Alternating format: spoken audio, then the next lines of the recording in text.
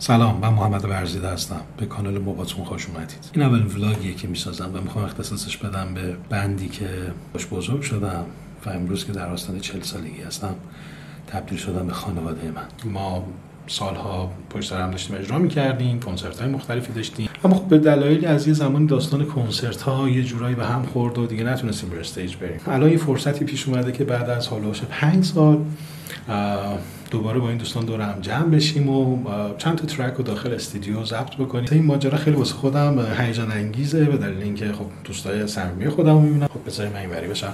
داستان اینه که خیلی بچه‌ها نمیدونن که آماده شدن واسه یک اجرا چه شکلی میتونه باشه و پشت صحنه چه اتفاقایی میفته. و من تصمیم گرفتم که توی این ولاگ از اولین روز تمرینم که امروز هست تا روز اجرا که پس فرداست با هم باشیم، کنار هم باشیم و ببینیم که کلا چه اتفاقایی میفته. دوست عزیزم بیتا صادقی گیتارشو فرستاده که سیماشو عوض کنم واسش رگلاژ کنم تا روز اجرا از اون استفاده کنه.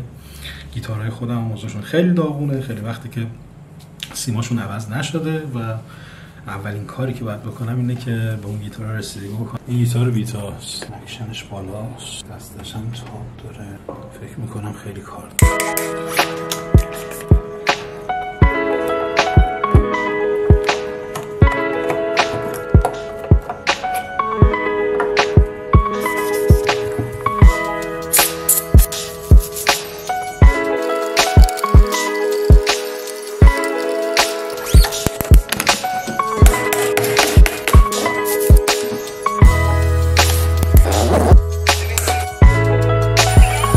سلام، صبح بخیر. الان ساعت 5:19. کلی امروز کار دارم. بریم برای ورزش صبحگاهی.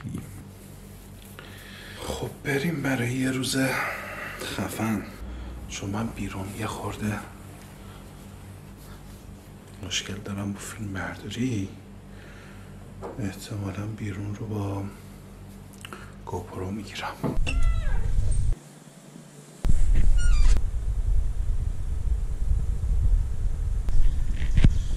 شما از صبح زود میبینی که آدم ها میان تو سنهای مختلف ورزش میکنن و خب حقیقتش اینه که این آدم خیلی انگیزه میده دیگه. یعنی همیشه اون جوی که آدم در اطراف خودش داره خیلی کمک میکنه که تو هر زمینه‌ای که میخوای کار بکنی موفق تر باشی.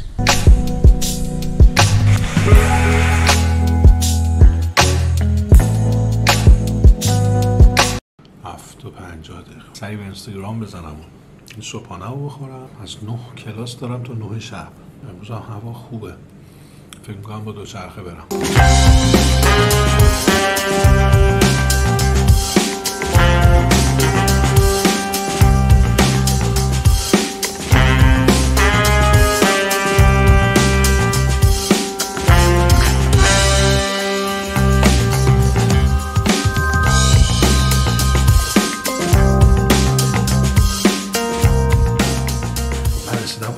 و تو این 12 ساعت هلوش 20 تا انرژی داشتم. الان باید بشینم تمرین بکنم، بازار رو دوباره چک بکنم که مشکلی نداشته باشم. فردا ما 3 تا قطعه اجرا میکنیم. فکر میکنم 2 تاشون رو این بزنم. دوست عزیزی و قدیمی ما. خب بازار ناخونم همچین جالب نیست. یه نکته که در مورد صدای گیتار من هست اینه که من توی خونه معمولا از نورال استفاده میکنم. به اجرای لایو سالیه که از مولتی افکت باس جی تی 100 استفاده میکنم که خیلی ازش راضیم و برای لایو کاملا امکاناتش جواب میده. مولتی افکت من استودیو هست و بچه‌ها فردا میارن سر محل ریکوردینگ. در نتیجه اون ستاپش سر جاش از خیلی بابتش نگرانی ندارم.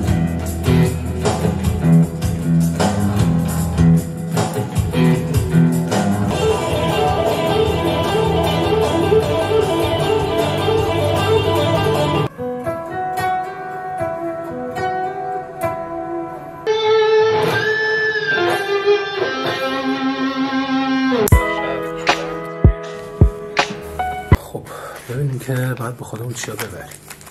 من 2 تا دسته سیم اضافه میبرم، 3 پای کوچیک واسه دور. معمولا یه سری پیکایی که بیشتر باشون عادت دارم خب باید از هر کدوم به تعداد میذارم. یه دوربین گوپرو، تمیز کننده گیتار، 2 سری از آلنایی که خیلی مورد نیازه، تیونر، هموار دستی. استرپ لاک ها خیلی چیزای خوبیه و به درد میخوره برای اینکه روی استیج و استرپتون در نیاد از روی گیتار.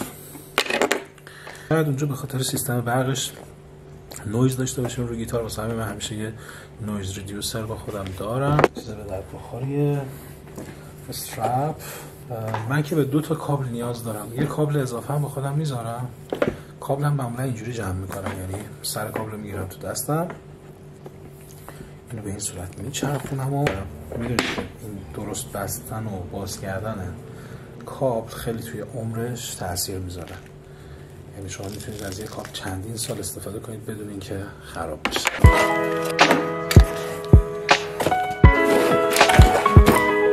یه دونه از استرس های همیشگی که من مسائل شارژیم باید حتما 100% شارژ باشه و از خونه بیرون برم. همین الان ساعت و گوشی و دوربین و همه چی باید بزنم تو شارژ. ساعت 2:30 برم دوش بگیرم، کم کم لباس بپوشم و آماده بشم برای ادامه داستان.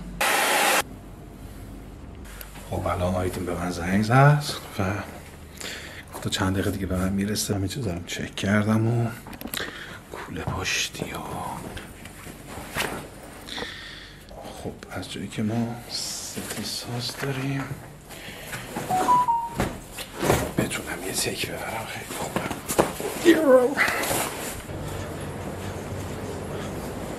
هوا هم ابری امروز جالب شد.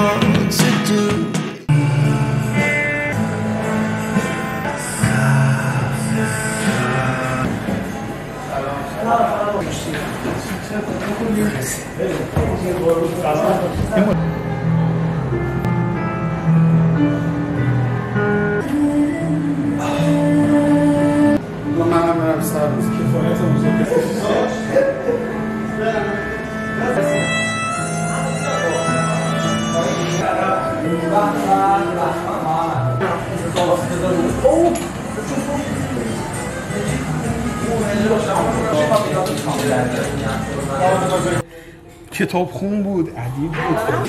و ببینید کی اینجاست. سوپر استار نور من. آهای منو میگی بزن.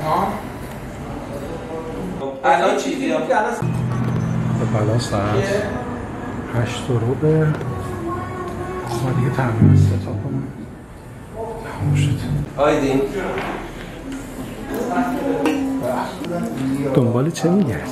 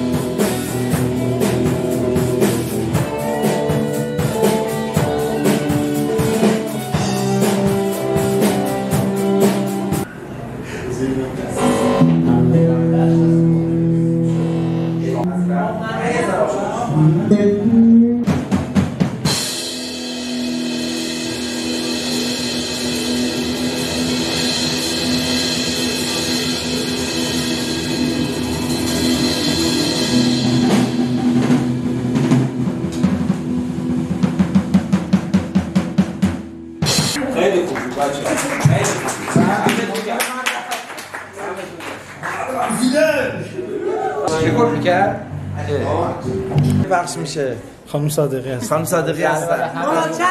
کاراچه قلشون وقتشه زیاد نیست.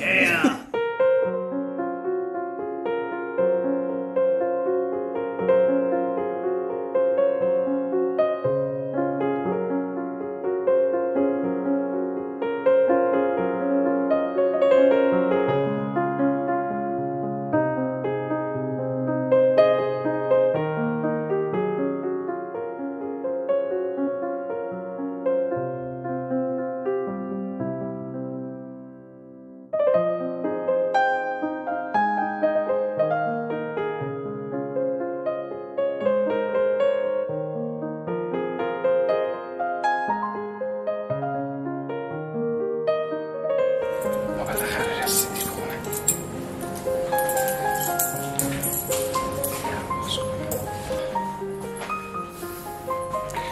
آخیش اینم از یه تجربه اینجوری. این ماجرا که این داستان رو سعی کردم با شما شیر کنم، من واسه خودم خیلی تجربه جالبی بود. مرسی که تا اینجا با من بودید و تا بعد.